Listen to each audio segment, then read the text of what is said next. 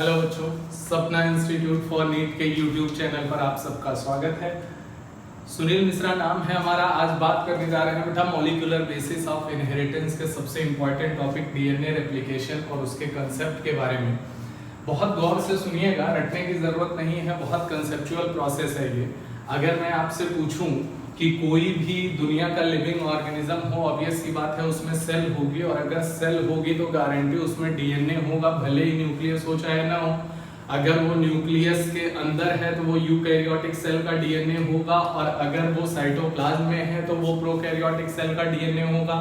अच्छा, दोनों के डीएनए जो है डबल स्टैंडर्ड ही होंगे, ये तय बात है। तो यहीं से बात मैं शुरू करता हूं, और यहाँ पर रेप्लिकेशन प्रोसेस के बारे में पूरा शुरू से लेकर लास्ट तक एनसीईआरटी के वर्ड टू वर्ड कवर करूंगा। बेटा एक बार गौर से सुनिएगा आप लोग। यहाँ पर अगर मैं बात करूं डबल स्टैंडर्ड डीएनए, अब चाहे प्रोकैरियोट की बात हो चाहे यूकैरियोट की बात हो, दोनों में डबल स्टैंडर्ड डीएनए होगा। और आप जानते हैं यहाँ पर डीएनए जो है इस तरीके से हेलिकल फॉर्म में होता है। इसी चीज को मैंने ऐसे बना दिया है आपके समझने के लिए। चाहे तो आप ऐसे बना सकते हैं हेलिकल फॉर्म, चाहे तो आप इस तरीके से रिप्रेजेंट कर सकते हैं, लेकिन हमें अपनी प्रोसेस को इजी करना है समझने के लिए रेप्लिकेशन को। इस वजह से हमने इसको स्ट्रेट बना लिया, और स्ट्रेट बनाते ही आप अगर देखें तो इसमें पोलैरिटी जो है, आप जानते होंगे डीएनए जो है वो पॉलीन्यूक्लियोटाइड है, और पॉलीन्यूक्लियोटाइड का मतलब बहुत सारे न्यूक्लियोटाइड एक साथ अटैच हैं, और किस बॉन्ड से? फॉस्फोडाइस्टर बॉन्ड से वो अटैच हैं। अब आप जानते हैं जो फर्स्ट न्यूक्लियोटाइड होगा उसके फिफ्थ कार्बन पे क्या फ्री होगा? यहाँ पर फॉस्फेट, तो इसे क्या बोलेंगे? 5'। लेकिन जो लास्ट वाला न्यूक्लियोटाइड होगा उसके थर्ड कार्बन पे क्या फ्री होगा? OH। तो आप जानते हैं जिस पे फॉस्फेट फ्री होता है एंड पे उसे 5' एंड, और जिस एंड पे OH फ्री होता है उसे 3' एंड। अब आप देख सकते हैं यहाँ पे 5'3'।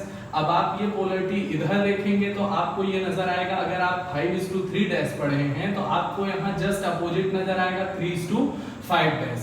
तो आप बताओ रीडिंग अगर सेम तरफ से करें अगर आप, तो अब ऐसा आप नहीं कर सकते हैं 5:3' इधर पढ़ा और 5:3' इधर पढ़ा, सर ये तो सेम हो गया। नहीं, ऐसा नहीं है। या तो आप उधर से रीड करिए या तो आप इधर से रीड करिए, दोनों स्टैंड को। अगर आप इधर से रीड करते हैं तो 5'3' और 3'5'। इसी वजह से बच्चों यहाँ पर हमने जो है इसे नाम दिया है एंटी पैरेलल। और आप जान लीजिए कि आज के बाद डीएनए के दो स्ट्रैंड जो होते हैं और डबल स्टैंडर्ड डीएनए में अपोजिट पोलैरिटी के होते हैं और एंटी पैरेलल होते हैं। तो पहला वर्ड आपको क्लियर होना चाहिए क्यों एंटी पैरेलल है। यहाँ पे इधर से देख सकते हैं, इधर से भी देख सकते हैं, रीडिंग फैशन आपको सेम तरफ से रखना पड़ेगा। आइए अगर मैं बात करूं इस डबल स्टैंड, थोड़ी सी बात मैं करूंगा डीएनए के इन दोनों स्टैंड के बारे में, जो आगे चल के जो नेक्स्ट वीडियो लेक्चर होंगे, जैसे ट्रांसक्रिप्शन, ट्रांसलेशन और लैक ओपेरॉन के बारे में बात करेंगे, उसके लिए आपके लिए बेहद बेनिफिशियल होगा। पेन पेपर लेके आप जरूर नोट करिएगा, ताकि आने वाले समय में आपको कॉपी बार बार देखने की जरूरत ना पड़े, एक बार में आपको चीजें क्लियर हो। आइए दो स्टैंड के अंदर देखा जाए तो एक स्टैंड है बेटा यहाँ पे 5:3' स्टैंड, और 5:3' स्टैंड को हम लोग बोलते हैं बेसिकली यहाँ पे coding stand, sense stand, positive stand या प्लस स्टैंड या नॉन टेम्पलेट स्टैंड। और दूसरा जो है, अब याद रखिएगा यहाँ पे ये 3'5' है, तो मैं यहाँ पे बोल सकता हूँ अगर आप चाहें यहाँ लिखने के लिए, तो ये 5'3' पोलैरिटी वाले को क्या बोलेंगे? कोडिंग, और यहाँ पर 3'5' वाले को क्या बोलेंगे? Non coding. तो आप देखें यहाँ पर दो स्टैंड हैं डबल स्टैंडर्ड डीएनए में, एक है 5:3' का, एक है 3:5' का। अब हमेशा 5:3' को कोडिंग बोलेंगे, सेंस स्टैंड बोलेंगे, प्लस स्टैंड बोलेंगे, नॉन टेम्पलेट स्टैंड बोलेंगे। जबकि यही अपोजिट पोलैरिटी 3:5' को क्या बोलेंगे? Non coding, anti sense, template, master stand. Okay, अब अगर मैं आपसे पूछूं कि अगर आप रीडिंग पैटर्न बदल देंगे यहाँ पर, तो अलग अलग पैटर्न में रीड करने पे कोडिंग और नॉन कोडिंग क्या बदल जाएगा क्या? अगर मैं इधर से रीड करता हूं तो ये 3:5' हो जाएगा और ये 5:3' हो जाएगा, तो आप बताओ कोडिंग और नॉन कोडिंग क्या हो जाएंगे? रिवर्स हो जाएंगे या नहीं हो जाएंगे? तो इसलिए ये बात ध्यान रखिएगा आप किस पैटर्न पे पढ़ रहे हैं। तो यहाँ पर बोला गया कोडिंग स्टैंड और non coding, sense strand, anti sense, plus और minus, non template strand, template strand, master strand. अब बात यह है कि आखिर इन दोनों स्टैंड का क्या इंपॉर्टेंस है और कैसे किस तरीके से ये रेप्लिकेशन और ट्रांसक्रिप्शन वगैरह में किस तरीके से हेल्पफुल होते हैं।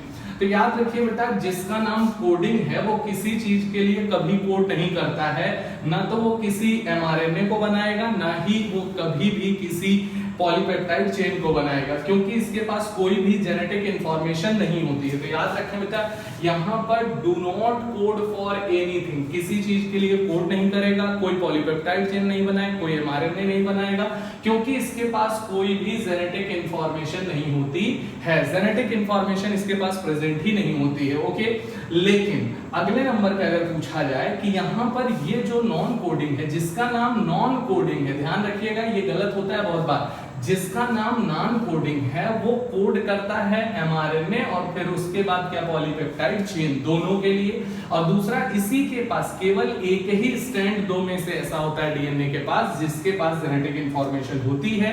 और खास बात अगले पॉइंट में देखिएगा, रेप्लिकेशन में कोडिंग भी जाता है और नॉन कोडिंग भी, तो मतलब both coding and non coding stand undergo the DNA replication. Replication दोनों का होगा, रेप्लिकेशन में दोनों जाएंगे, रेप्लिकेट दोनों होंगे, but never undergo, but coding stand never undergo in transcription. जब जेनेटिक इंफॉर्मेशन है ही नहीं तो mRNA बनाएगा ही नहीं, तो ट्रांसक्रिप्शन में क्यों जाएगा। और यहां पर क्या बोला जाएगा, जेनेटिक इंफॉर्मेशन है, mRNA बना सकता है तो बनाता है, तो इसीलिए only this strand undergo transcription always, हमेशा। अब यहां पर एक सवाल आता है कि डीएनए का केवल और केवल एक स्ट्रैंड जो कि नॉन कोडिंग है वही हमेशा ट्रांसक्रिप्शन में जाता है। सवाल में ट्रांसक्रिप्शन क्या है, डबल स्ट्रैंडेड डीएनए से mRNA को बनाना ही ट्रांसक्रिप्शन कहलाता है, लेकिन इस डबल स्ट्रैंडेड डीएनए का केवल ओनली नॉन कोडिंग स्ट्रैंड ही mRNA बनाने के लिए पार्टिसिपेट करता है। तो अगर एक लाइन में बोला जाए तो both coding and non coding strand participate या take part in the DNA replication, but in transcription only one non-coding strand always participate to form the mRNA and polypeptide chain। तो ये लाइन ध्यान रखिएगा बच्चों। अब अगर मैं बात करूं कि यहाँ पर कोडिंग और नॉन कोडिंग का, अब यहाँ सवाल आता है कि आखिरकार केवल एक ही ट्रांसक्रिप्शन में क्यों जाता है। इस सवाल के बारे में डिस्कशन हम लोग करेंगे ट्रांसक्रिप्शन के लेक्चर में नेक्स्ट वीडियो के अंदर, लेकिन इसके पहले हमारा मेन मुद्दा, ये दो स्टैंड हमेशा के लिए जानकारी आपके पास होनी चाहिए बच्चों। रेप्लिकेशन में दोनों जाएंगे, ट्रांसक्रिप्शन में केवल एक, और वो भी नॉन कोडिंग ही जाता है। मतलब ट्रांसक्रिप्शन डीएनए के दो स्टैंड में से केवल एक का होता है, रेप्लिकेशन दोनों का होता है। आइए हम लोग बात करते हैं कि रेप्लिकेशन में एक डीएनए से हम दो डीएनए बना रहे हैं, मतलब अमाउंट को क्या कर रहे हैं, 1 से 2। अगर यहाँ 2 है तो 2 से 4, 4 है तो 4 से 8। तो पहली चीज यहाँ पे आती है कि डीएनए का अमाउंट रेप्लिकेशन के दौरान क्या हो रहा है, डबल।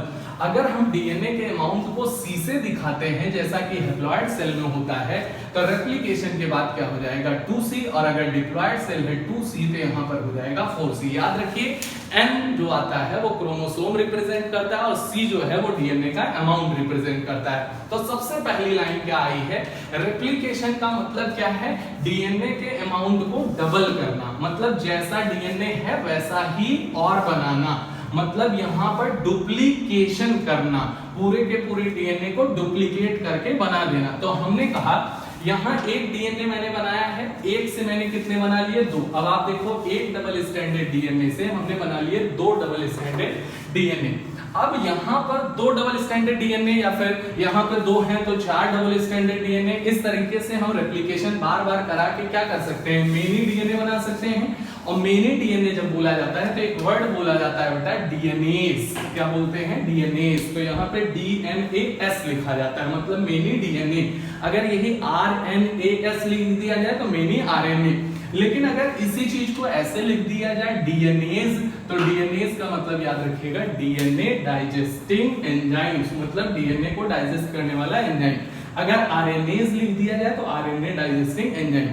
तो इसमें डीएनएस और आरएनएस मतलब many DNA many RNA, DNS और आरएनएस मतलब DNA and RNA digestive enzyme. Okay, हमने कहा कि सबसे पहले अमाउंट तो डबल करेंगे रेप्लिकेशन भी, लेकिन ये कब करेंगे, तो सेल साइकिल के एस फेज में हम लोग ये काम करते हैं। तो during the S phase of cell cycle. S phase का मतलब, एस मतलब क्या होता है, सिंथेटिक फेज। क्या बोलेंगे, सिंथेटिक फेज, ठीक है।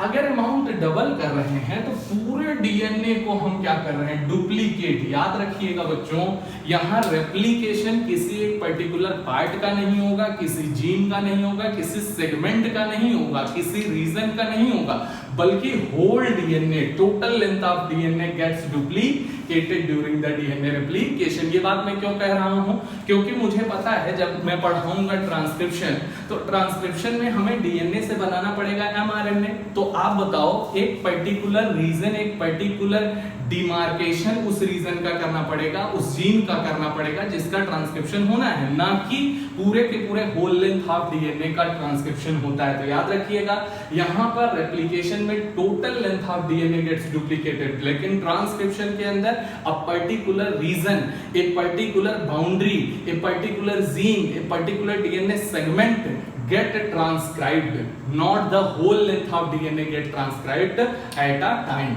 Okay, तो पहले तो अमाउंट डबल किया, दूसरा डीएनए को कब किया अमाउंट डबल, एस फेज में किया। लेकिन आप देखो यहाँ पे क्रोमोसोम के बारे में कोई चर्चा नहीं की, मतलब अमाउंट ऑफ डीएनए जरूर डबल हुआ है, लेकिन क्रोमोसोम का नंबर कभी भी बदलेगा नहीं, क्रोमोसोम का नंबर हमेशा सेम रहेगा। उधर हम नहीं जाएंगे, डायरेक्ट बात करते हैं during S phase of cell cycle, ये काम करेंगे सिंथेटिक फेज। ओके, अब बात आई टोटल डीएनए गेट्स डुप्लीकेटेड, इसका मतलब कि एक पर्टिकुलर रीजन ही बल्कि पूरा का पूरा डीएनए ही डुप्लीकेट होता है। आगे आइए, जब आप यहाँ पर यहाँ से यहाँ जाएंगे तो आखिरकार यहां से यहां जाने में आप देख रहे हैं ब्लैक कलर के दोनों स्ट्रैंड हैं, और यहां पर भी ब्लैक कलर के दोनों स्ट्रैंड हैं, जो कि क्या है, पैरेलल हैं, पेरेंटल हैं या टेम्पलेट हैं। सॉरी, यहां पर पेरेंटल या टेम्पलेट स्टैंड है। आप देखें ब्लैक कलर के दोनों स्टैंड, यहां पे एक स्टैंड यहां, एक स्टैंड यहां।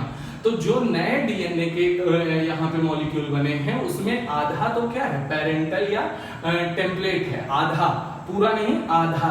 और साथ में जो नए बने हैं ब्लू कलर के, ये एक एक बने हैं, तो एक एक तो पेरेंटल है और एक एक क्या है, न्यूली सिंथेसाइज्ड है। तो आप बताओ, किसी जो नए डीएनए मॉलिक्यूल जो बनेगा उसमें क्या दोनों स्ट्रैंड नए होंगे क्या, नहीं। क्या इसमें दोनों स्ट्रैंड नए होंगे क्या, नहीं। आप बताओ, इसके अंदर हाफ पेरेंटल हाफ न्यू, इसके अंदर हाफ पेरेंटल हाफ न्यू, तो आप बताओ ये conservation of the half strand यहां हो गया कि नहीं हो गया। So that is called the semi conservative nature of the DNA replication. Semi का मतलब क्या है, आधा, और आधा मतलब हाफ। तो जब भी आप डीएनए रेप्लिकेशन करेंगे वो किस नेचर का होगा, सेमी कंजर्वेटिव, मतलब हाफ तो पेरेंटल स्ट्रैंड रहेंगे और हाफ न्यूली सिंथेसाइज। कैसे आपको पता चलेगा, देखो दो ब्लैक वाले यहाँ पेरेंटल थे, ये आधे इधर आधे इधर, और यहाँ पे एक इधर सिंथेसाइज हुआ, नया एक इधर। तो आप बताओ दोनों के अंदर जो नए दोनों मॉलिक्यूल बने हैं उनमें हाफ पेरेंटल है, half newly synthesise, half parental half newly synthesise.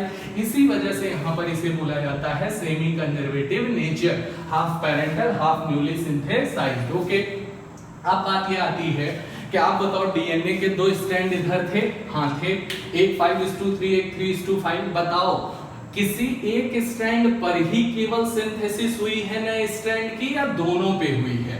तो बोले सर 3:5 पे भी नया बना है और 5:3 पे भी नया बना है, और बनते वक्त एंटी पैरेलल स्ट्रैंड को बनाने का ध्यान रखा गया है, अपोजिट पोलैरिटी का ध्यान रखा गया है। तो हमने कहा कि यहाँ पर जब 3:5 और 5:3 दोनों पे सिंथेसिस हो रही है, इसका मतलब यहाँ पर ये बाई डायरेक्शनल नेचर रेप्लिकेशन का शो होता है। बाई डायरेक्शनल का मतलब क्या है, 5:3 स्टैंड पर भी सिंथेसाइज होगा और 3:5 स्टैंड पर भी सिंथेसाइज होगा, लेकिन जो नया स्ट्रैंड हमेशा बनेगा बेटा वो बनता है ऑलवेज सिंथेसाइज इन 5:3 डायरेक्शन। ये दोनों बातें आपको समझनी बेहद जरूरी हैं। वो क्या कह रहा है कि यहाँ पे अपोजिट पोलैरिटी के दोनों स्ट्रैंड पे अगर सिंथेसिस हो रही है तो वो क्या है, बाई डायरेक्शनल है, लेकिन होगी हमेशा किस डायरेक्शन में, 5:3, मतलब यहाँ 3:5 है, इस पे 5:3 होगी। कैसे होगी, 5:3 3 डैश होगी। ओके, तो इसका मतलब क्या है 5:3 डैश इस तरीके से जाएगा। और इस पे 5:3 डैश है तो इस पर भी कैसे होगी 5:3 डैश। तो आप बताओ इसकी सिंथेसिस कैसे हुई होगी, ऐसे।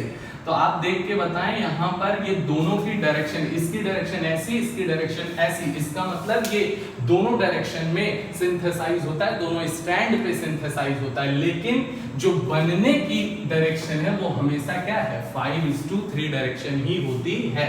तो डायरेक्शन यहाँ पे बाई डायरेक्शनल होगा और साथ में सिंथेसाइज हमेशा और हमेशा किधर होगा भैया 5:3 डायरेक्शन में ही, लेकिन दोनों स्ट्रैंड पे सो बाई डायरेक्शनल। आइए, लेकिन आप बताओ यहां से यहां जाने के लिए हमें ये नए स्टैंड बनाने हैं। तो आप हमें बताओ नए स्टैंड को बनाने के लिए हमें देखने के लिए तो ये स्टैंड चाहिए ही चाहिए ना।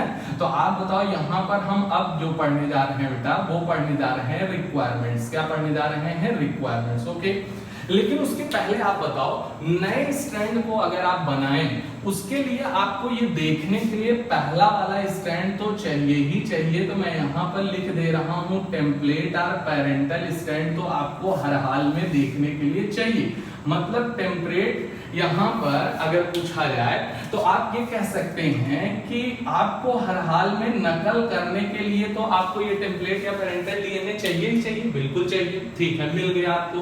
अब आप बताइए दूसरे नंबर पे क्या जरूरत है। बोले दूसरे नंबर पे हमें नया डीएनए को बनाने के लिए हमें सबस्ट्रेट चाहिए। तो बोले यहाँ पर ये क्या है सर, ये तो न्यूक्लिक एसिड है और न्यूक्लिक एसिड की अगर मैं बात करूं तो ये तो पॉलीन्यूक्लियोटाइड है और पॉलीन्यूक्लियोटाइड का मतलब बहुत सारे न्यूक्लियोटाइड, और न्यूक्लियोटाइड बहुत सारे न्यूक्लियोटाइड होंगे तभी तो जोड़ जोड़ के नया स्टैंड बनाएंगे। तो बोले हाँ, तो यहाँ पर हमें डीएनए बनाना है, इसलिए क्या बोल रहे हैं डीऑक्सी न्यूक्लियोटाइड्स। क्या चाहिए डीऑक्सी न्यूक्लियोटाइड्स, या फिर मैं इसी को बोल सकता हूं डीऑक्सी, बहुत ध्यान सुनना भैया, deoxy nucleosides, deoxy nucleosides triphosphate. यहां पर डीऑक्सी न्यूक्लियोटाइड्स न्यूक्लियोसाइड्स ट्राइफॉस्फेट्स। आप देखो यहां से यहां बनाओगे तो नया मटेरियल चाहिए ना, नया मटेरियल सिंथेसिस करने, नया स्टैंड बनाने के लिए नए सबस्ट्रेट चाहिए या नहीं चाहिए। तो आप बताओ उसी सबस्ट्रेट को ही तो जोड़ोगे। तो सबस्ट्रेट क्या है, एक स्टैंड तो होगा, एक के लिए क्या चाहिए डीऑक्सी न्यूक्लियोटाइड बोलो या फिर न्यूक्लियोसाइड ट्राइफॉस्फेट बोलो। ठीक है, अब हमने कहा कि यहाँ पर ये जो नजर आएगा वो कौन होगा। तो बोले सर ये तो यहाँ पर डीएटीपी होगा, डीटीटीपी होगा, डीसीटीपी होगा, डीजीटीपी होगा। अच्छा, डीएनए बनाना है इसलिए डीयूटीपी की कोई जरूरत यहाँ पर हमें नहीं होगी, डीयूटीपी की कोई आवश्यकता नहीं होगी। तो आप हमें बस इतना बताइए कि यहाँ पर ये जितने आपको दिख रहे हैं इसमें कितने फॉस्फेट हैं, 3। आप बताओ एटीपी में भी 3 फॉस्फेट होते हैं, लेकिन 2 फॉस्फेट जो टर्मिनल वाले होते हैं वो हाई एनर्जी वाले होते हैं, वो बॉन्ड ब्रेक करके एनर्जी रिलीज करते हैं। तो यहाँ पर भी क्या होते हैं 2 टर्मिनल, यहाँ पर बोलेंगे 2 terminal high energy phosphates, high energy phosphates, 2 terminal high energy phosphates as like ATP। यहाँ पे as like ATP की तरह ये हाई एनर्जी फॉस्फेट होते हैं। तो आप बताओ यहाँ पर ये जो है ये किसकी तरह बिहेव करेगा। बोले सर डुअल पर्पस, यहाँ पर ये डुअल पर्पस की तरह बिहेव करते हैं। 2 मकसद ये कामयाब करते हैं। बोले कौन कौन सा। एक मकसद तो ये बिहेव लाइक अ सबस्ट्रेट, मतलब इन्हीं को आपको जोड़ना है और जोड़ के नया स्टैंड बनाना है। ठीक है, मतलब पॉलीमेराइज करना है आपको। ठीक है, दूसरा आता है कि प्रोवाइड एनर्जी, प्रोवाइड एनर्जी। अब आप कहेंगे कि सर इसका मतलब यहाँ पर एनर्जी जो है वो बहुत ज्यादा लगती है। हाँ, बहुत ज्यादा एनर्जी लगती है, मतलब एनर्जेटिकली जो है वो एक्सपेंसिव है। एनर्जेटिकली क्या है बच्चों, एक्सपेंसिव प्रोसेस है, महंगा प्रोसेस है। लेकिन ये इसी वजह से कभी भी माइटोकॉन्ड्रिया पे डिपेंड नहीं करता है, यहाँ खुद के सबस्ट्रेट से ये एनर्जी प्रोवाइड कर ली जाती है। ओके, तो हमने ये कहा यहाँ पर ये कभी भी माइटोकॉन्ड्रिया पे डिपेंड नहीं करेगा, बल्कि खुद इसका सबस्ट्रेट ही बिहेव करेगा किसके तरीके से, सबस्ट्रेट की तरह भी, और साथ में एनर्जी भी देगा। कौन? डीऑक्सीन्यूक्लियोटाइड या न्यूक्लियोसाइड ट्राइफॉस्फेट, जो कि मैंने आपको रख दिया। अब अगर इसी को पॉलीमराइज कर दिया जाए तो ये नीले वाले स्ट्रैंड बन जाएंगे, लेकिन कौन पॉलीमराइज करेगा वो बात की बात है, उसके लिए अभी रिक्वायरमेंट्स हम देख रहे हैं। ठीक है, तो अगला तीसरे नंबर पे हमने कहा चलिए भाई ये भी हो गया। थर्ड नंबर पे हम बात कर रहे हैं कि आखिरकार यहाँ पर रिक्वायरमेंट्स में हमें तीसरे नंबर पर रेप्लिकेशन, आप बताओ, ये डीएनए है। अगर मैं यूकैरियोटिक डीएनए की बात करूं तो बहुत लेंथ होगी बेटा, मीटर ऑर्डर में होती है। आप बताओ क्या उतने बड़े डीएनए को एक साथ पूरा का पूरा खोल के अलग करना और नया सिंथेसिस करना, क्या ये पॉसिबल है? इतना लॉन्ग पॉलीमर होने की वजह से, क्योंकि पॉलीन्यूक्लियोटाइड, पॉली का मतलब मेनी, मेनी का मतलब बहुत सारे, मतलब लेंथ अपने आप ज्यादा होगी। अगर लेंथ ज्यादा होगी तो क्या इज इट पॉसिबल नेचुरली कि आप उसे निकाल के पूरा का पूरा फैला के दोनों रस्सी अलग कर सकें और आराम से फिर रेप्लिकेट करा के अंदर रख सकें? Is it possible? कभी नहीं, ये नहीं हो सकता है। तो आप बताओ यहां पर हमें ये काम करना तो पड़ेगा रेप्लिकेशन के लिए। तो हमने कहा हाँ इसके लिए, हाँ अच्छा, क्या ये रैंडमली कहीं से भी स्टार्ट कर दो, एक एंड से पकड़ के लास्ट तक चले जाओ? नहीं, ये रैंडमली स्टार्ट नहीं होता है। उसके लिए हमें क्या चाहिए? Initiation site. क्या चाहिए? इनिशिएशन साइट बोलिए या फिर बोलिए ORI, इनिशिएशन साइट बोलिए या फिर क्या बोलिए ORI। और ORI का मतलब क्या होता है बच्चों? Origin of replication, origin of replication बोलेंगे। अब ओरिजिन ऑफ रेप्लिकेशन जो है वो एक भी हो सकता है और एक से ज्यादा भी हो सकता है, बोले हाँ। तो हमने कहा ORI जो है वो प्रोकैरियोट्स में, यहाँ पर प्रोकैरियोट्स में कितनी होगी? एक, यहाँ पे 1 और यहाँ पर मेनी। तो आप बोलेंगे 1 किस में होगी? प्रोकैरियोट्स में। यहाँ पर प्रोकैरियोटिक डीएनए के अंदर केवल एक ही ORI होती है क्योंकि सिंपल होता है, और ये किस में होती है? यूकैरियोटिक डीएनए के अंदर मेनी ORI होती है। तो साइमल्टेनियसली बहुत सारी जगह से लगातार रेप्लिकेशन स्टार्ट चलता रहता है। ओके, तो हमने कहा हर जगह से नहीं होगा। आपने बायोटेक के अंदर ये प्रेजेंस ऑफ ORI की बात देखी होगी कि बिना ORI के किसी भी डीएनए के टुकड़े को कभी आप रेप्लिकेट नहीं करा सकते हैं, या किसी भी टुकड़े को रेप्लिकेट कराना है तब तक नहीं करा सकते हैं जब तक वो किसी ऐसे डीएनए का हिस्सा ना हो जिसमें ORI प्रेजेंट हो। मतलब वो सेल्फ रेप्लिकेटिंग इंडिपेंडेंटली तभी हो पाएगा जब उसमें ORI होगी। तो यहाँ भी होना चाहिए। Okay, origin of replication. आइए चौथे नंबर पे हम लोग आते हैं बेटा। यहाँ पर बोले कि और क्या रिक्वायर्ड है? यहाँ चौथे नंबर पे अगर पूछा जाए तो एंजाइम्स की जरूरत बहुत इंपॉर्टेंट है। किसकी? एंजाइम्स की। तो हमने कहा यहाँ पर अगला हमको चाहिए एंजाइम्स। क्या चाहिए बच्चों? एंजाइम्स। तो आप बताओ, आपको सबस्ट्रेट मिल गया, आपको एंजाइम मिल गया, जिसे देख के बनाना है टेम्पलेट डिपेंडेंट मैनर में, वो मिल गया। कहाँ से शुरू करना है ये पता चल गया, किसे पॉलीमर करना है ये पता चल गया। अब हम लोग टोटल यहाँ पे एंजाइम भी देखेंगे और एंजाइम के साथ ही साथ हम लोग यहाँ पर रेप्लिकेशन की प्रोसेस भी कंटिन्यू करेंगे। आइए देखते हैं एक एक करके। अब यहाँ से मैं इसको हटा रहा हूँ। स्ट्रैंड वाली बात बेटा जरूर ध्यान रखिएगा कि कौन रेप्लिकेशन में जाता है और कौन ट्रांसक्रिप्शन में जाता है। नेक्स्ट हम लोग आ रहे हैं एंजाइम्स देखेंगे, और साथ में एंजाइम्स के साथ साथ अगर मैं आपसे पूछूं कि ये जो रेप्लिकेशन होगा प्रोकैरियोट में होगा या यूकैरियोट में, दोनों में होगा। अगर ये बच्चों दोनों में होगा, दोनों में अलग अलग जगह पे होगा क्योंकि साइट तो अलग अलग होगी। हाँ, तो आप बताओ जो प्रोकैरियोट का डीएनए है वो कहाँ प्रेजेंट होता है? साइटोप्लाज्म में। इसी वजह से वहां रेप्लिकेशन कहाँ होगा? साइटोप्लाज्म में। लेकिन अगर यूकैरियोट की बात करें तो उसका डीएनए कहाँ होता है? न्यूक्लियस में। और रेप्लिकेशन कहाँ होगा? न्यूक्लियोप्लाज्म में। तो आपको साइट भी मैंने बता दी है। ठीक है, अब बात आती है कि यहाँ पर किस आधार पे इसे जोड़ा जाएगा। तो आप तो जानते हैं ये दोनों स्ट्रैंड किससे जुड़े हुए हैं? हाइड्रोजन बॉन्ड से जुड़े हुए हैं। और हाइड्रोजन बॉन्ड की अगर बात करें तो वो कितने हाइड्रोजन बॉन्ड आप जानते हैं? एडेनिन और थाइमिन के बीच में कितने? 2 हाइड्रोजन बॉन्ड। गुआनिन साइटोसिन के बीच में 3 हाइड्रोजन बॉन्ड। AT और GC। और आप तो जानते हैं डबल हेलिक्स मॉडल का यही तो था हॉलमार्क सिम्टम। और बेसिस जो होती है डीएनए रेप्लिकेशन की, प्रिंसिपल जो होता है वो होता है कॉम्प्लीमेंटरिटी। मतलब कॉम्प्लीमेंट्री नाइट्रोजनस बेस को जोड़कर ही नए स्ट्रैंड, नए double stranded molecule of DNA को बनाया जा पाता है। तो आप ये ध्यान रखें। ओके, तो यहाँ पर आएगा बेसिस क्या है, कॉम्प्लीमेंट्रिटी। अब हमें एक चीज बचा हुआ है कि आखिरकार सेमी डिसकंटिन्यूअस क्यों बोलते हैं और कैसे बोलते हैं। इसके लिए आपको थोड़ा इंतजार करना पड़ेगा इस वर्ड के लिए, इसको समझने के लिए।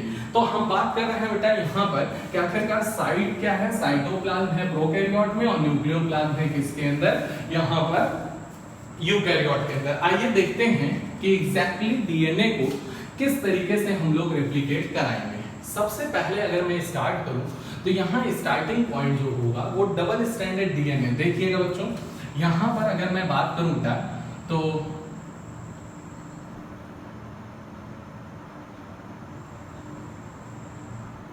यहाँ पर ये बहुत लॉन्ग पॉलीमर होगा और लॉन्ग पॉलीमर होने के नाते एक साथ रेप्लिकेशन संभव नहीं है, तो हमें कहीं से तो करना पड़ेगा, बिल्कुल करना पड़ेगा। तो हमने ये कहा कि यहाँ पर ये क्या है, ORI। ये क्या है, ORI। और ORI का मतलब क्या है, इनिशिएशन ऑफ रेप्लिकेशन जहां से होता है वही क्या है, ORI। आइए ORI पे हमने सबसे पहला काम क्या किया कि यहाँ पर एंजाइम की जरूरत अब आ पड़ी है। अब मैं एक एक एंजाइम आपको बताता चलता हूँ और उसका साथ के साथ काम भी बताता चलूंगा बेटों। यहाँ पर पहला आएगा, सबसे पहला एंजाइम कि अगर ये बहुत टाइटली ऐंठा हुआ है तो हमें इसे पहले रिलैक्स करना पड़ेगा। उसके लिए हमें कहीं इसे कट लगाना पड़ेगा, एक छोटा सा कट लगाना पड़ेगा। अच्छा आप बताओ क्या दोनों स्ट्रैंड कट कर दोगे क्या? नहीं, दोनों स्ट्रैंड नहीं, केवल एक स्ट्रैंड आप कट करोगे तो रस्सी थोड़ी सी रिलैक्स हो जाएगी। इसका मतलब इसे क्या बोलते हैं, अगर आप केवल एक स्ट्रैंड को कट करना चाहते, कहीं से भी कट करना चाहते हो, नहीं, केवल उस जगह से जहां ORI प्रेजेंट है, क्योंकि वहीं से रेप्लिकेशन हमें स्टार्ट करना है। अगर ये यूकैरियोटिक डीएनए है बहुत सारे ORI हैं, लेकिन हम एक से समझेंगे, वैसा ही सब में होगा, ठीक है। तो हमने कहा इसके लिए सबसे पहले हमें क्या करना पड़ेगा, cut A strand, cut a single strand of DNA, cut a single strand of DNA and relax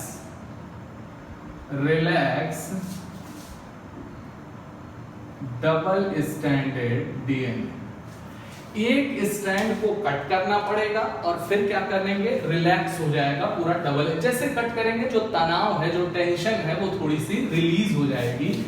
और जो cut a single strand DNA करेंगे that is called the nicking. क्या बोलते हैं बेटा, निकिंग। याद रखिएगा, डायरेक्ट पूछा जाता है, तो इसे हम लोग बोलते हैं निकिंग, ठीक है। निकिंग का मतलब है कि एक सिंगल स्ट्रैंड ऑफ डीएनए को कट करना और डबल स्ट्रैंडेड डीएनए में जो तनाव है उसको क्या कर देना, रिलैक्स कर देना। और कहां से कट करना है, ORI की जगह से कट करना है। तो हमने क्या किया, यहाँ पर ORI की जगह पे कट कर दिया, ठीक है। That is called the nicking, ठीक। अगर निकिंग के लिए एंजाइम की बात की जाए तो यहाँ बिना एंजाइम तो कटेगा नहीं, और एंजाइम भी कौन लगेगा, एक एंडोन्यूक्लियस। कौन लगेगा बताओ, यहाँ पर एंडोन्यूक्लियस। और उस एंडोन्यूक्लियस का नाम होता है टोपोआइसोमरेज। क्या बोलते हैं, topoisomerase first, topoisomerase first, okay. जैसे ये रिलैक्स किया मैंने, अब मुझे क्या करना है, इसको खोलना है। अगर मुझे इसे खोलना है तो मैं इधर या तो इधर हाइड्रोजन बॉन्ड को क्या करूं, तोड़ूं। और मुझे अगला काम यहाँ पर दूसरे नंबर पे जो काम करना पड़ेगा, ब्रेकिंग ऑफ हाइड्रोजन बॉन्ड्स। यहाँ पर हमें जरूरत पड़ेगी breaking of hydrogen bonds and separate the both strand, and separate both strands. तो दोनों स्ट्रैंड्स को क्या करेंगे, बोथ स्ट्रैंड्स ऑफ डीएनए, तो इसको सेपरेट करेंगे। अब आप बताओ, यहां पर जब ब्रेक करेंगे तो आप बताओ ये खुलता चला जाएगा, बिल्कुल। इधर भी खुलेगा, इधर भी ये खुलेगा बच्चों, इस साइड और इस साइड भी हम एक तरफ लेके चलते हैं। तो आप बताओ यहाँ पे जब ये ओपन होगा तो that is called the unzipping. क्या बोलते हैं, अनजिपिंग, या फिर इसे बोलते हैं अनवाइंडिंग। अनजिपिंग या फिर क्या बोलते हैं, अनवाइंडिंग। तो अब आप देखो, पहले तो आप कट करोगे, और कट करने एक स्ट्रैंड को निकिंग बोलेंगे। कौन सा एंजाइम आया बता दिया। फिर क्या करोगे, हाइड्रोजन बॉन्ड तोड़ोगे इधर का। तो जब ये आप ब्रेक करोगे तो आप क्या बोलोगे, अनजिपिंग या अनवाइंडिंग, मतलब हाइड्रोजन बॉन्ड ब्रेक करके दोनों स्ट्रैंड अलग करना है। अब आप एक बात बताओ, यहाँ पर जब ये चीज ORI है आपको पता है, प्रोकैरियोट्स में क्या होता है बच्चों, यहाँ पर अगर पूछा जाए प्रोकैरियोट्स में 1 और यहाँ 1 इन प्रोकैरियोट्स और many in eukaryotes. Okay, many in eukaryotes. तो आप बताओ यूकैरियोट में एक से ज्यादा जगह से आप ये काम स्टार्ट कर सकते हो। बिल्कुल। आइए, तो हमने ये कहा कि यहाँ पे जैसे ही ये ब्रेकिंग ऑफ हाइड्रोजन बॉन्ड हो गया, अनजिपिंग होने लगी। इसी फिगर को मैं थोड़ा सा बड़ा करके बनाता हूँ बेटा, और एग्जैक्टली इसे मैं ऐसे बना रहा हूँ कि ये वाला स्ट्रैंड जो है ये ऐसे दिख रहा है, ऐसे दिख रहा है, ठीक है। और यहाँ पर मैंने बोला कि जैसे ही ये नजर आएगा इस तरीके से जैसे ही ये नजर आया, हाइड्रोजन बॉन्ड हमने तोड़ना शुरू कर दिया। अब आप बताओ यहाँ पर इस तरीके से ये नजर आने लगा, बोले ठीक है। अगर ये नजर आने लगा इस तरीके से, तो आप बताओ ये जो स्पेस है, ये opening of the small opening of the helix हो गई या नहीं हो गई। हाँ, तो हमने कहा ये लमसम जो शेप बना रहा है वो कैसा शेप बना रहा है, वाई शेप। कैसा शेप बना रहा है, वाई शेप। मतलब डीएनए का जो रेप्लिकेशन है वो पूरे होल लेंथ में एक साथ नहीं स्टार्ट होगा, बल्कि यहाँ पे small opening of replication starts, यहाँ पे small opening of helix, small opening of helix. और स्मॉल ओपनिंग ऑफ हेलिक्स जब होगा तो वाई शेप क्या बन जाएगा, फॉर्क। और वाई शेप फॉर्क को ही बोलते हैं रेप्लिकेशन। यहीं से स्टार्ट हो रहा है, यहीं पर हो रहा है, that is called as replication fork. तो पूरे में नहीं हो रहा है, बल्कि एक पर्टिकुलर साइड पे इस छोटा सा पोर्शन केवल हेलिक्स का खुला है, वो जो कि वाई शेप का है। तो वाई शेप फॉर्क बोल रहे हैं, small opening of the helix, और उसे क्या बोल रहे हैं, रेप्लिकेशन फॉर्क। यहीं पर रेप्लिकेशन यहाँ से चल रहा है। यहाँ अच्छा, अगर आपको यहाँ समझ में आ गया तो हर ORI की साइड पे कैसे रेप्लिकेशन हो रहा है ये आपको पता चल जाएगा, ठीक है। तो हमने कहा अनजिपिंग या अनवाइंडिंग कर दी, लेकिन सबसे बड़ा सवाल यहाँ पर भी तो एंजाइम लगेगा, बिल्कुल लगेगा। और एंजाइम का नाम होगा बेटा हेलिकेज। क्या होगा, हेलिकेज बोलिए, या फिर इसे बोलते हैं स्वाइवलेज। क्या बोलेंगे, हेलिकेज या फिर स्वाइवलेज। अच्छा, हेलिकेज और स्वाइवलेज के लिए दो चीजें इंपॉर्टेंट हैं। एक तो ये चाहिए इनको कि Mg+2 को फैक्टर चाहिए, और दूसरा इनको चाहिए अल्कलाइन मीडियम। क्या चाहिए, अल्कलाइन मीडियम। तो अल्कलाइन मीडियम में ही हमेशा अनजिपिंग होती है, तो ये भी ध्यान रखना है, ये इंपॉर्टेंट बात है। तो पहला एंजाइम कौन सा आया, टोपोआइसोमेरेज। दूसरा एंजाइम कौन सा आया, हेलिकेज। अब दो समस्याएं आने वाली हैं, देखिएगा कौन कौन सी दो समस्याएं आने वाली हैं। पहली समस्या ये आने वाली है कि ये जो दोनों स्ट्रैंड आपने ओपन किए हैं, ये जो दोनों स्ट्रैंड आपने ओपन किए हैं, ये दोनों स्ट्रैंड आपस में कॉम्प्लीमेंट्री होने के नाते दोबारा जुड़ सकते हैं।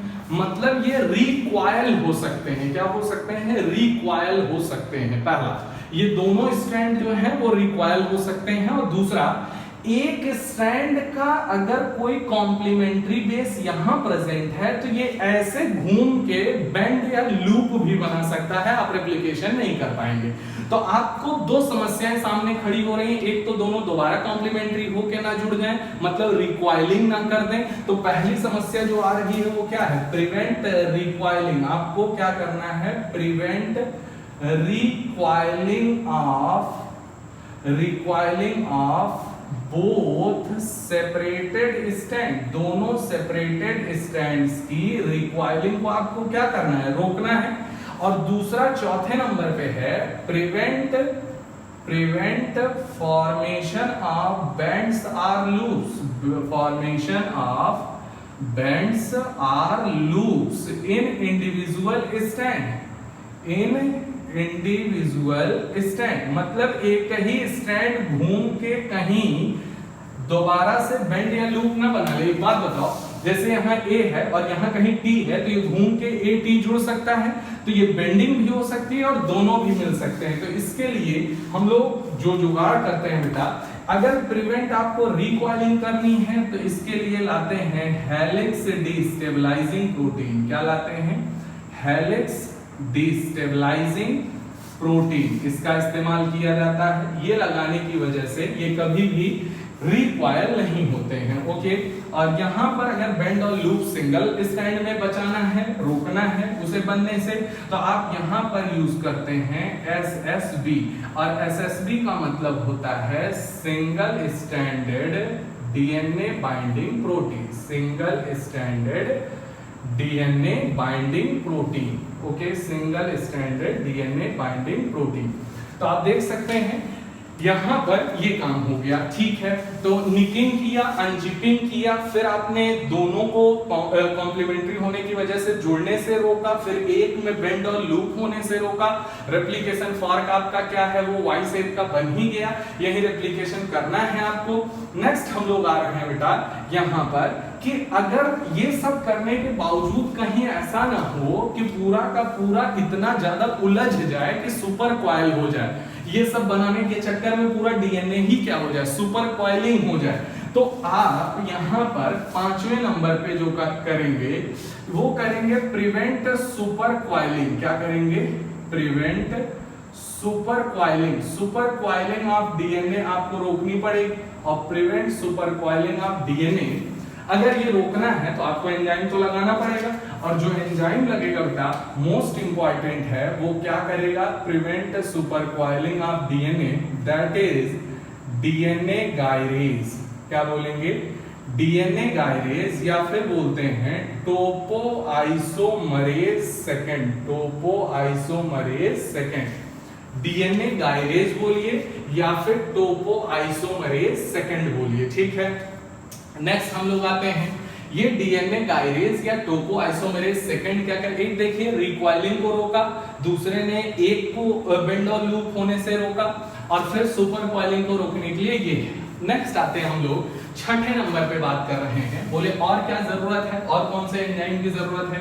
तो आप देखिए आपने क्या कर लिया, सबसे पहले निकिंग किया ORI पे, ORI खोजा, फिर उस पे निकिंग किया, फिर हाइड्रोजन बॉन्ड तोड़ के अनजिपिंग किया, फिर रिकॉइलिंग को, बेंड लूप को और सुपर कॉइलिंग को रोका। अब इसके बाद आपकी जरूरत है कि यहाँ पर रेप्लिकेशन को स्टार्ट किया जाए, रेप्लिकेशन को स्टार्ट किया जाए। तो हमने कहा रेप्लिकेशन स्टार्ट करने से पहले यहाँ पे इनिशिएशन ऑफ रेप्लिकेशन, क्या बोलेंगे? Initiation of replication, replication by RNA primer. मतलब यहां पर इनिशिएशन ऑफ रेप्लिकेशन किससे करना है? आरएनए प्राइमर से। यहां पे हमने कहा आरएनए प्राइमर है क्या? RNA primer is the special type of RNA, special type RNA होता है, ठीक है। ये स्पेशल टाइप ऑफ आरएनए ये किससे बनता है? डीएनए से ही बनता है, और डीएनए से ये क्या बनाया जाता है? स्पेशल टाइप ऑफ आरएनए, ठीक है। ये स्पेशल टाइप ऑफ आरएनए जब बनेगा तो एंजाइम तो लगेगा, ऑब्वियस सी बात है लगेगा। तो यहाँ पर हम बात करेंगे डीएनए डिपेंडेंट आरएनए पॉलीमरेज। सुनिएगा ध्यान से, डीएनए डिपेंडेंट आरएनए पॉलीमरेज आएगा बच्चों। और डीएनए डिपेंडेंट आरएनए पॉलीमरेज का ही एक नाम है, बहुत इंपॉर्टेंट है, पॉलीन्यूक्लियोटाइड फॉस्फोराइलेज, पॉलीन्यूक्लियोटाइड फॉस्फोराइलेज। और नेक्स्ट इसी का एक नाम आता है Severo Ochoa enzyme, Severo Ochoa enzyme. और एक सबसे इंपॉर्टेंट जो प्राइमर के नाम पे पड़ा है, ये प्राइमर की सिंथेसिस करता है, इसीलिए बोलते हैं प्राइमेज। क्या बोलते हैं? प्राइमेज। हमने कहा कि आखिरकार इस एंजाइम की खास बात बताई जाए और ये कैसे काम करता है और क्या काम करता है, इसके बारे में बात किया जाए बच्चों। तो आइए देखते हैं हम लोग कि आखिरकार ये किस तरीके से वर्क करता है। बहुत इंपॉर्टेंट है, ये पीसीआर में भी काम आता है, यहाँ भी काम आएगा आपको, बहुत इंपॉर्टेंट है। तो हमने कहा इस एंजाइम की सबसे खास बात ये है कि ऑलवेज पॉलीमराइज इन 5-3 डायरेक्शन। हमेशा ये पॉलीमराइजेशन किस डायरेक्शन में करेगा? 5-3 डायरेक्शन में करेगा। पहली चीज ऑलवेज बोला है, ओके। दूसरे नंबर पे बोला गया अगर ये काम करना है तो हमेशा ये डीएनए के 3' एंड पर ही जुड़ेगा। ये तो ऑलवेज ज्वाइंस एट, ये लाइन ध्यान रखेगा, always joins or synthesize at 3' end of DNA, 3' end of DNA पर ही हमेशा सिंथेसाइज होता है और कैटालाइज 5:3 डायरेक्शन में ही करता है। सवाल ये है कि आरएनए प्राइमर होता क्या है और किसे कहते हैं। तो यहाँ पर मैं इसकी डेफिनेशन, छोटा सा आरएनए जो डीएनए के कुछ रीजन के कॉम्प्लीमेंट्री होता है, ना तो बहुत छोटा ना तो बहुत बड़ा, तो ओलिगो वर्ड यूज किया जाता है बेटा। तो यहाँ पर बोलेंगे केमिकली सिंथेसाइज्ड, एनसीईआरटी की लाइन है, केमिकली सिंथेसाइज्ड स्मॉल ओलिगोन्यूक्लियोटाइड्स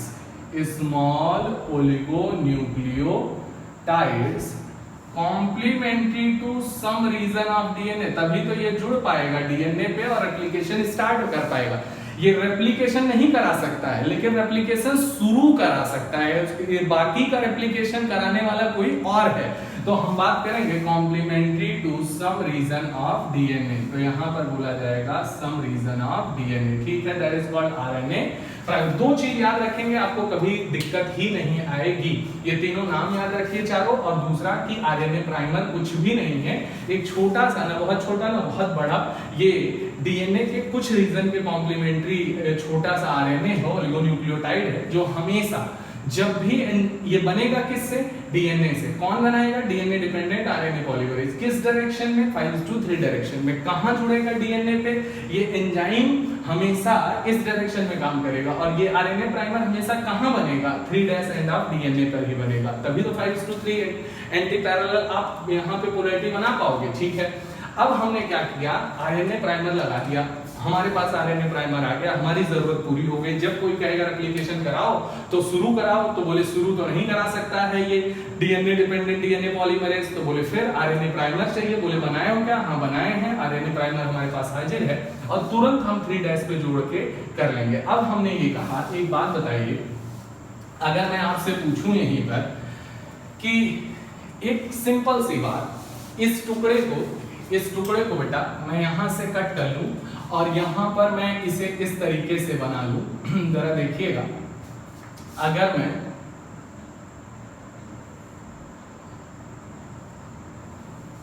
ऐसे बना लूं, 3' होगा, 5', 3', 5', ठीक है, ये आ गया।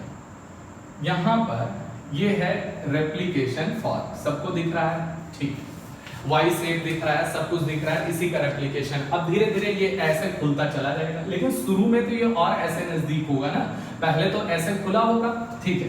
तो अब आप बताओ, रेप्लिकेशन हमें स्टार्ट कराना है, तो आप बताओ आरएनए प्राइमर हम कहां जोड़ें। तो बोले सर आरएनए प्राइमर हमेशा 3' पर ही जुड़ेगा, तो बोले 3' तो ये है, बोले हाँ यहाँ पर हम जोड़ देंगे। बोले सर ये क्या आ गया, आरएनए प्राइमर, बोले ठीक है, आरएनए प्राइमर हमने जोड़ दिया।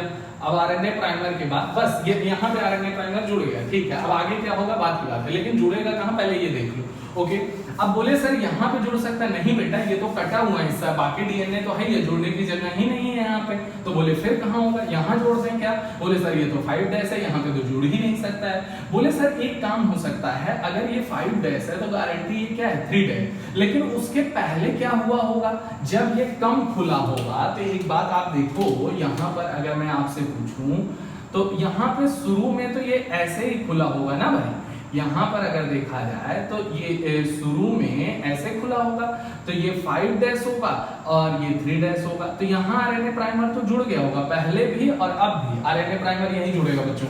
लेकिन आप देखो जब ये 5' था और इधर तक खुला था, तो ये 3' हम यहाँ मान सकते हैं, तो आप बताओ आरएनए प्राइमर यहाँ जुड़ गया, ठीक है। फिर और यहाँ पे बॉन्ड टूटा और ये और ज्यादा खुल गया, तो ये वाला आरएनए प्राइमर तो यहीं रह गया, लेकिन जब ये आगे ओपन हुआ तो यहाँ पे ये वाला ये कहाँ जुड़ गया और आगे खिसक। अब आप बताओ वो वाला आरएनए प्राइमर तो वहीं है, ये आरएनए प्राइमर तो यहीं है जो पहले जुड़ा, कम खुला था।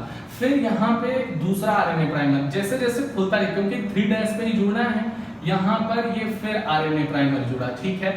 यहाँ पर फिर आके ये फिर आरएनए प्राइमर जुड़ा, ओके ठीक है।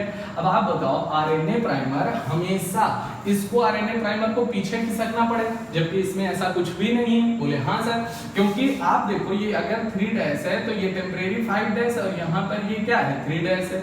तो हमने ये कहा कि ये 5 डैश 3 हर टुकड़े का 5 डैश 3 डैश होगा। मान लो यहाँ से कट कर दें, यहाँ से कट करें तो यहाँ से अगर कट करें हम तो ये क्या आएगा 3 डैश आएगा। तो आप बताओ यहाँ जोड़ दिया, लेकिन जब और खुल गया बच्चों तो यहाँ से अगर कट कर दें तो यहाँ पे 3 डैश आएगा, यहाँ पर 3 डैश आएगा, यहाँ जुड़ेगा। लेकिन अगर और यहाँ से कट कर दें तो ये 3 डैश आएगा, यहाँ जुड़ेगा। यहाँ से अगर कट कर दिया जाए तो यहाँ पर 3 डैश आएगा, यहाँ जुड़ेगा। तो अब आप बताओ लगातार इसको यहाँ पर नए प्राइमर की जरूरत पड़ती रहेगी या नहीं पड़ती रहेगी? बिल्कुल। तो आप देख सकते हैं 3:5 स्टैंड पे केवल एक प्राइमर की जरूरत है बच्चों, जबकि 5:3 डैश पे बहुत सारे प्राइमर की जरूरत है। आप बताओ जैसे ही ये भी टूटेगा, जैसे ये टूटा तो आप बताओ यहाँ पर अगर 3 डैश यहाँ, अब आप बताओ ये प्राइमर तो जाएगा नहीं, तो अगला प्राइमर यहाँ जुड़ेगा, फिर अगला प्राइमर आगे खुलेगा तो यहाँ जुड़ेगा। बहुत सारे प्राइमर की जरूरत यहाँ पर पड़ती चली जाएगी। तो ये बहुत सारे बच्चों में कंफ्यूजन होता है, बहुत अच्छे से समझ लीजिए कि ये लास्ट स्टेज एक स्टेज पर्टिकुलर बनाई गई है, जबकि शुरू में कम खुलेगा तो वो 3 डैश यहाँ आएगा, फिर 3 डैश यहाँ आएगा, फिर 3 डैश यहाँ, जैसे जैसे खुलता जाएगा वो 3 डैश के अकॉर्डिंग ही जुड़ता चला जाता है। तो हमने ये कहा तो ये 5 डैश 3 डैश आप मान लेंगे, एक तरफ जितना खुलेगा उधर ही 5 डैश 3 डैश आपको सपोज कर लेना है। तो हमने कहा एक बात बताइए, आरएनए प्राइमर यहाँ जुड़ गया और यहाँ पर भी ये क्या आ गया, ये सब भी क्या हो गए, यहाँ पर भी क्या आ गए आरएनए प्राइमर, यहाँ पर क्या जुड़ गया आरएनए प्राइमर्स। तो आरएनए प्राइमर एक और यहाँ पर केवल कितने एक और यहाँ पर कितने मेनी, तो बहुत सारे आरएनए प्राइमर की जरूरत पड़ी। बोले हाँ, तो बोले कि अब आरएनए प्राइमर आ गया, अब किसी को लाओ, इनिशिएशन हो गया, शुरू हो गया, लेकिन आगे इलॉन्गेशन नहीं हो पा रहा है। तो बोले इलॉन्गेशन करने के लिए किसको लाना पड़ेगा? बोले इलॉन्गेशन करने के लिए हमें यहाँ पर, ये मैं हटा रहा हूँ बच्चों, यहाँ पर इलॉन्गेशन करने के लिए हमें किसे लाना पड़ेगा? एक नए एंजाइम को जो डीएनए से डीएनए को बनाता है, जो डीएनए से डीएनए को बनाता है। तो हमने ये कहा कि डीएनए से डीएनए अगर बनाना है तो आप क्या लाओगे, यहाँ पर 7 नंबर का एंजाइम जो डीएनए से डीएनए बना दे, और डीएनए से डीएनए बना दे तो यहाँ पर लगेगा डीएनए डिपेंडेंट, बहुत गौर से सुनिएगा, DNA dependent DNA polymerase, DNA dependent DNA polymerase, DNA dependent और डीएनए पॉलीमरेज, ठीक है सबस्ट्रेट। अब ये करेगा पॉलीमराइजेशन, ये क्या करेगा पॉलीमराइजेशन, यहां पर पॉलीमराइजेशन, और polymerisation in 5' to 3' direction, always polymerization in 5 to 3 direction. हमेशा किस डायरेक्शन में पॉलीमराइज करेगा बच्चों? 5 to 3 में। तो इसकी हमेशा से ये कैटालाइज ही करेगा पॉलीमराइजेशन को 5 to 3 डायरेक्शन में, मतलब किधर से किधर 5 to 3 लेके जाएगा, ठीक है। तो हमने कहा यहाँ पर ये डीएनए डिपेंडेंट डीएनए पॉलीमरेज, यहाँ प्रोकैरियोट और यूकैरियोट। तो यूकैरियोट की अगर बात करें तो, और प्रोकैरियोट की बात करें तो, देखते जाइएगा इन प्रोकैरियोट और इन यूकैरियोट। ओके, यहाँ पर बेटा ये होता है 3 टाइप का, कितने टाइप का? 3 टाइप का। यहाँ पर ये होता है 5 टाइप का।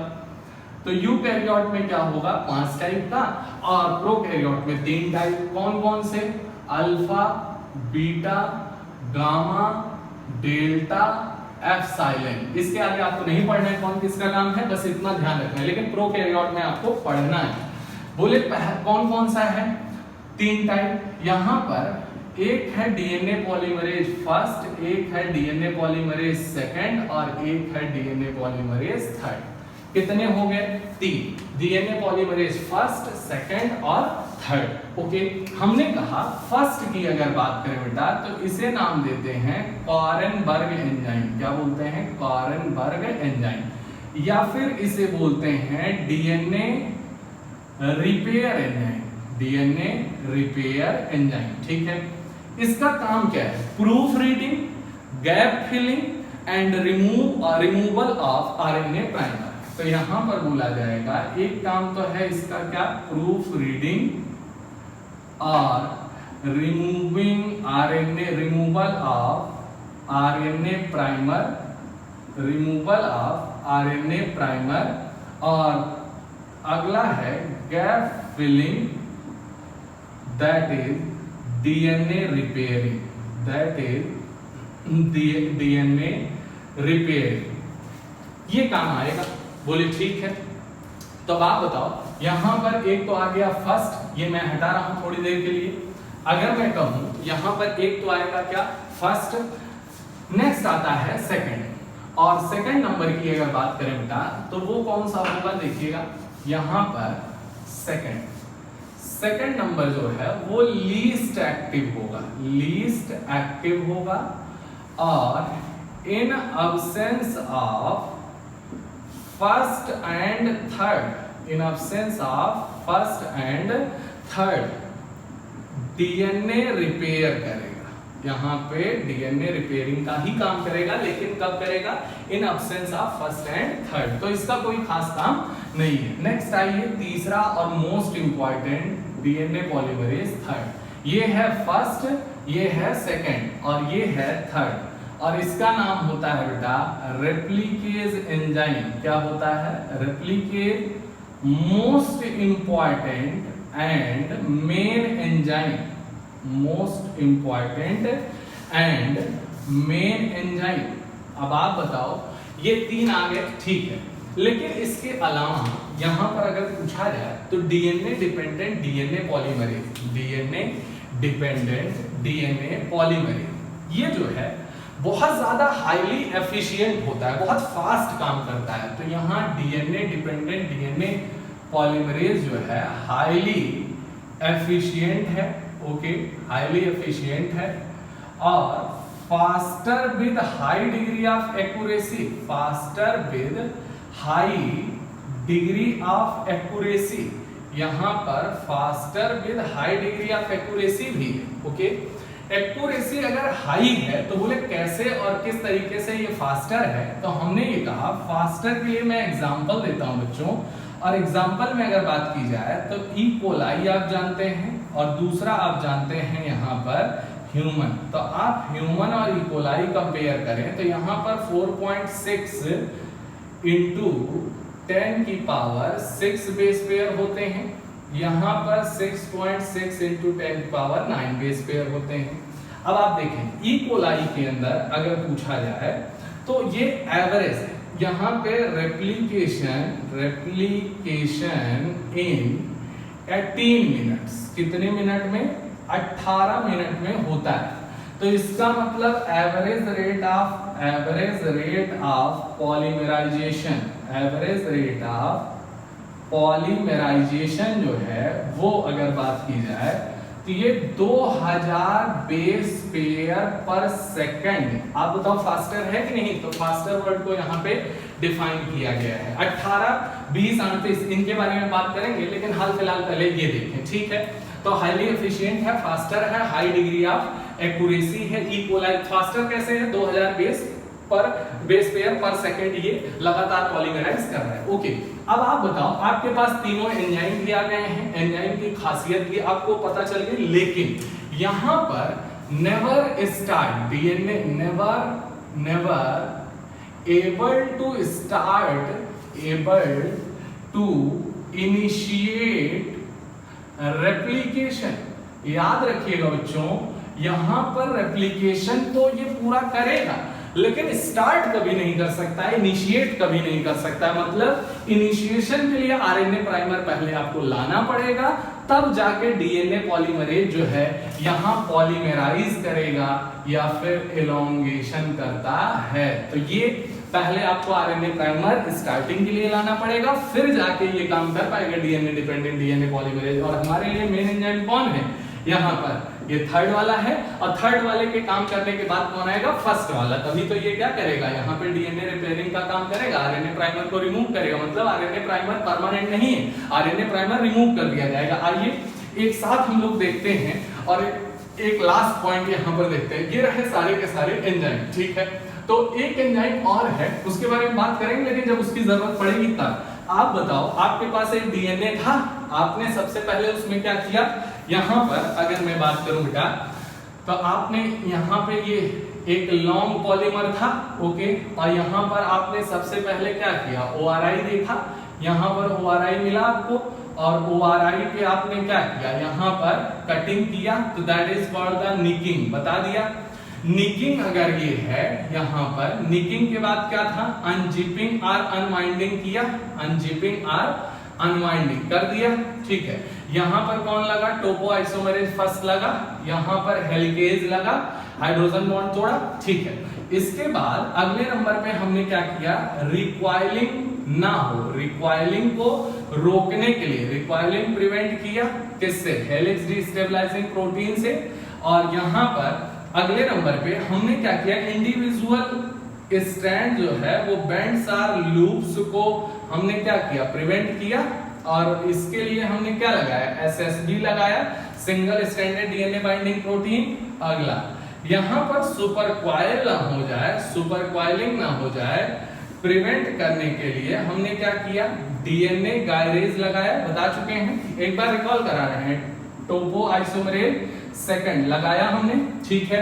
नेक्स्ट हमने यहाँ पर डीएनए डिपेंडेंट आरएनए पॉलीमरेज लगाया, कहाँ, 3' एंड पर लगाया, और यहाँ पर बना लिया क्या, आरएनए प्राइमर, और आरएनए प्राइमर दोनों स्ट्रैंड पे कैसे चलेंगे वो मैंने आपको बता ही दिया। आइए यहाँ पर ये आया, ये आया,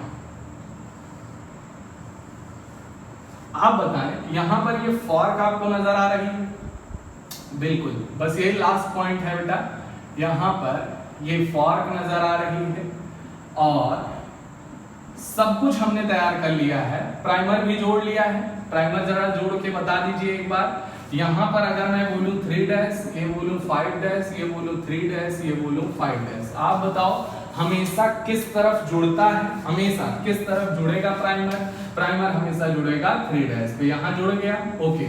यहाँ पर क्या है कि सबसे पहले एक तरफ से देखते जाइए, यहाँ पर जब थोड़ा खुला था तो ये जुड़ा, ठीक है। अब जैसे इनिशिएशन हो गया बच्चों, उसके बाद DNA dependent DNA polymerase third आएगा, और वो यहाँ से रेप्लिकेशन को स्टार्ट करता चला जाएगा लगातार, अब रुकेगा नहीं, ये खुलता जाएगा और ये बनाता चला जाएगा। तो आप हमें एक बात बताओ, यहाँ पर ये कंटिन्यूअस सिंथेसिस है या नहीं, कंटिन्यूअस सिंथेसिस है, ठीक है। तो क्या मैं इसे कंटिन्यूअस स्ट्रैंड बोल दूं, कंटिन्यूअस स्ट्रैंड बोल दूं, या फिर मैं इसे लीडिंग स्ट्रैंड बोल दूं, लीडिंग स्ट्रैंड बोल दूं, और वो सिंथेसिस किस स्ट्रैंड पे हो रही है, 3:5। अब आप बताओ यहाँ पे ये जो नया बन रहा है वो 5' बनेगा, और ये क्या बनेगा, 3', तो अपोजिट पोलैरिटी भी चल रही है, तो 5:3 में तो डीएनए डिपेंडेंट डीएनए पॉलीमरेज जा ही रहा है, साथ में यहाँ पर 3' एंड पर प्राइमर भी जुड़ा है, 5:3 में DNA dependent DNA polymerase polymerise भी कर रहा है, that is called the leading strand. नया बना है बिल्कुल, एक पे तो बन गया भाई, ठीक है। नेक्स्ट आते हैं यहाँ पे बेटा, जब ये यहाँ मैं अगर बात करूं तो ये है 3' एंड इसका, तो आप बताओ ये 3' एंड है तो ये क्या होगा, 5' एंड, तो आप बताओ ये तो इधर जा ही नहीं सकता है ना, क्योंकि डीएनए डिपेंडेंट डीएनए पॉलीमरेज तो हमेशा किस डायरेक्शन में लेके चलता है, 5:3, तो ये आएगा 5:3 ऐसे आएगा, बोले ठीक है। इसके बाद जैसे ही थोड़ा और ओपन हुआ वो 3' आपका कहाँ आ गया, यहाँ आ गया, तो बोले सर फिर दूसरा आरएनए प्राइमर आएगा, क्या आएगा, दूसरा आरएनए प्राइमर आ गया, यहाँ दूसरा आरएनए प्राइमर। अब जब दूसरा आया तो आप बताओ यहाँ पर 5' बनेगा, तो ये तो इधर जा ही नहीं सकता क्योंकि 5:3 में इसको काम करना है। तो आप बताओ यहाँ पर अगर मैं बात करूं तो ये इस तरीके से इधर की तरफ आ जाएगा बेटा, बिल्कुल आ जाएगा। लेकिन आप बताओ यहाँ के बाद फिर और अंदर खुलेगा, ये और अंदर खुलेगा तो क्या होगा बच्चों, यहाँ पर ये यहाँ पर प्राइमर आ जाएगा, यहाँ पर आ जाएगा प्राइमर, और जब ये प्राइमर यहाँ आ जाएगा तो आप बताओ यहाँ पे 5:3' ऐसे आ जाएगा। आप बताओ इसका मतलब आरएनए प्राइमर नया वाला अंदर की तरफ जुड़ता जाएगा, क्योंकि आप तो जान रहे हैं ना यहाँ पर ये क्या है, 5' है, और ये क्या है 3' है, तो 5:3' पे 5:3' एंटी पैरेलल ही तो होना चाहिए, ये तभी हो पाएगा। आप बताओ, इसी वजह से यहां पर क्या कंटिन्यूअस सिंथेसिस हो रही है या डिसकंटिन्यूअस हो रही है?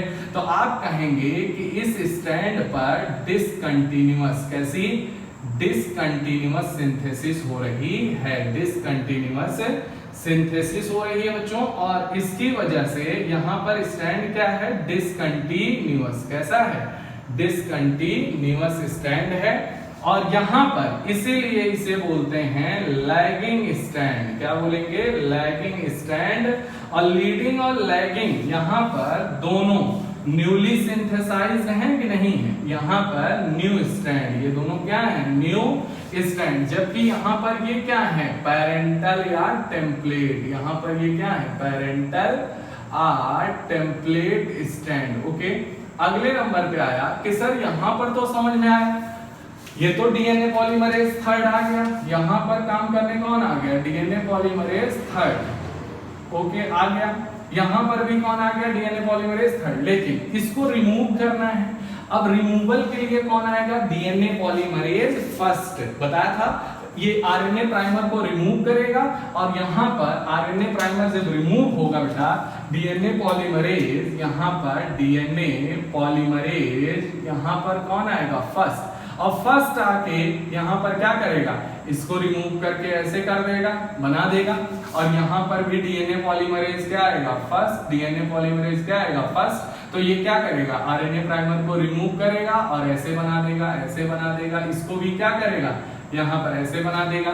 तो आप बताएं यहां जो आपको नजर आ रहा था बेटा ये फ्रेगमेंट नजर आ रहे हैं, यहां पर ये फ्रेगमेंट नजर आ रहे हैं डीएनए फ्रेगमेंट्स, ये यहां पर डीएनए, क्योंकि डिसकंटिन्यूअस सिंथेसिस है इसलिए क्या नजर आएंगे डीएनए फ्रेगमेंट्स। और डीएनए फ्रेगमेंट्स को ही साइंटिस्ट के नेम पे हम लोग बोलते हैं ओकाजाकी फ्रेगमेंट्स, क्या बोलते हैं बेटा ओकाजाकी फ्रेगमेंट्स। और ओकाजाकी फ्रेगमेंट्स ऐसे तो नहीं रह जाएंगे, ओकाजाकी फ्रेगमेंट्स को हमें जोड़ना पड़ेगा, तो यहां पर बोला जाएगा ज्वाइंट बाय डीएनए लाइगेज, क्या डीएनए लाइगेज, ये डीएनए लाइगेज के द्वारा एक एंजाइम जो 8वें नंबर का है उसके द्वारा ये जोड़ दिए जाते हैं। तो आपको लीडिंग लैगिंग पेरेंटल टेम्पलेट सारी चीजें मैंने आप तक पहुंचा दी। अब एग्जैक्टली मैं अगर आपसे पूछूं कि यहाँ पर एक इकोलाई है, सुनिएगा ध्यान से, यहाँ पर एक इकोलाई है, इकोलाई की ये सेल है और यहाँ पर ये हो रहा है, ठीक है।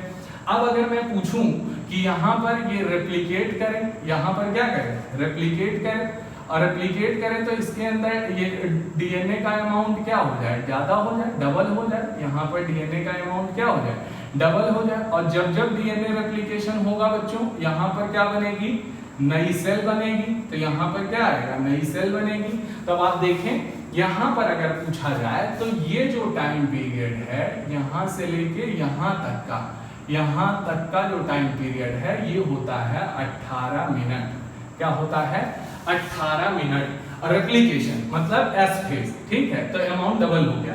लेकिन जो जनरेशन का चेंज होता है बच्चों यहाँ से लेके यहाँ तक की अगर बात की जाए तो वो कितना होता है, यहाँ से लेके यहाँ तक की अगर बात की जाए तो वो कितना होता है 20 मिनट।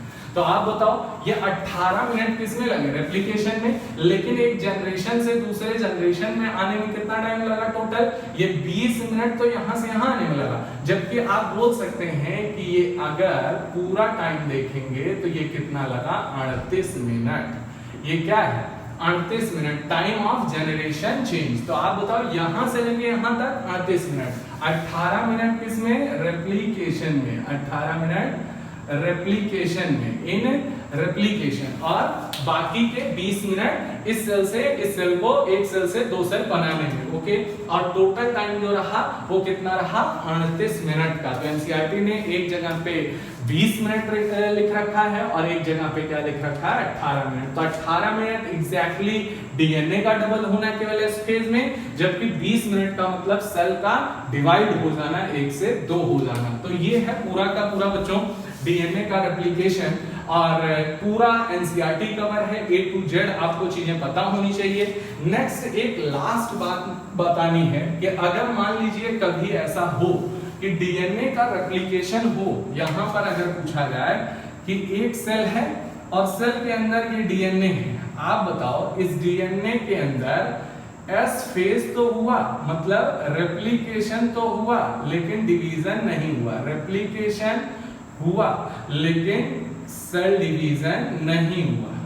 तो यहां पर आप क्या बोलोगे, रेप्लिकेशन हुआ लेकिन सेल डिवीजन नहीं हुआ, तो अमाउंट क्या हो गया, डबल हो गया। तो आप क्या कहेंगे यहां पर, ये पॉलीपोलॉइडी, क्या बोलेंगे, polyploidy. Failure of the cell division after replication is got lead to the polyploidy, जिसकी वजह से क्रोमोसोमल एबनॉर्मलिटी, क्रोमोसोमल एनॉमली या फिर क्रोमोसोमल एबनॉर्मलिटी बोला जाता है।